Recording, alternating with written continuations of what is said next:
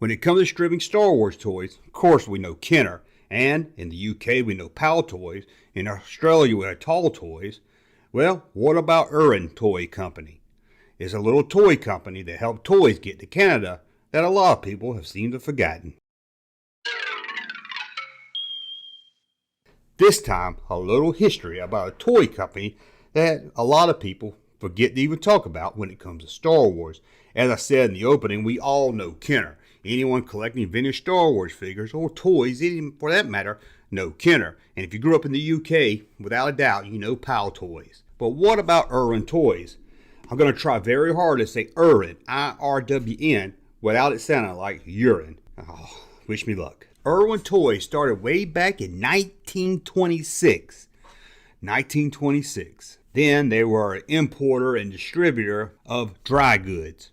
Don't ask me what dry goods is. I don't really know. I guess it's goods that are dry. After years of running the business in their home, Sam and Bernice that is, they opened a warehouse in Toronto. And there, the Irwin son, Aaron and Mac, took over the business. But let's get back to the U.S. In 1977, Kenner got the rights to make Star Wars action figures and toys. As the film opened and became the hit it was in 1976, Kenner knew by 1978 they were going to need a lot of toys to ship out, not just in the U.S., but for the little kids up north in Canada. But what would Kenner do?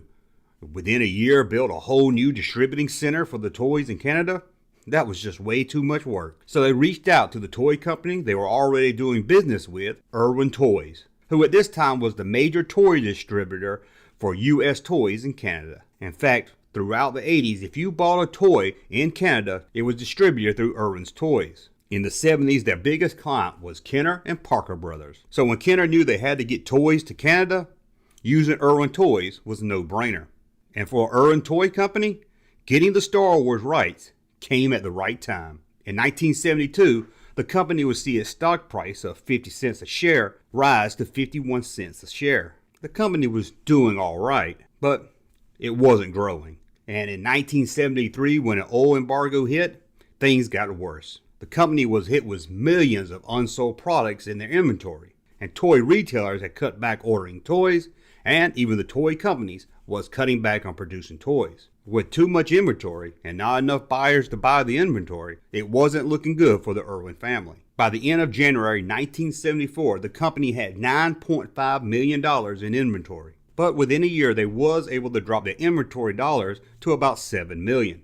But earnings kept falling. The stock was now at 15 cents a share. The Irwin brothers knew what they had to do to turn things around, and that meant a lot of cuts. One thing they took a hard look at was production time. How long it took them to get the toys and get them to the stores. This left the company short on parts and tools, and caused the company to lose about $5 million because they couldn't meet demand. When it was announced in late 1977 that Kenner would use Irwin Toys to distribute the Star Wars toys in Canada, the stock went up $1. A lot of insiders said this deal wouldn't help turn the company around, and many thought it was really too late, that by 1978, kids that liked Star Wars would have moved on, and the toys, even if they sold well, would come and go within a few months. But taking a gamble and high risk wasn't anything new to the Irwin family, and this gamble paid off. Distributing Star Wars toys helped the company make a record profit, exceeding anyone's expectations for 1978. And in a very short time, they became the #1 distributor for toys in Canada. Any major toy company out of the U.S. was running their toys through Irwin Toys. With the success of Star Wars, this helped them reach new distributing deals with Hasbro and Mattel and other toy companies. And right as things were doing well, it looks like a new law passed in Quebec could destroy the company overnight. A new law was passed that said commercial advertisement couldn't be aimed for anyone under the age of 13. That could destroy any toy company, let alone the major toy distributor, overnight. Luckily, Irwin Toys took them to court, and the Supreme Court ruled in their favor, saying it was unconstitutional to make such a law. But also at this same time, Irwin was facing some other troubles. And that was all thanks to the American Free Trade Agreement. In short, it made it a lot cheaper for companies in the U.S. to ship their product to Canada without using a middleman. And the middleman for toy companies was Irwin Toys.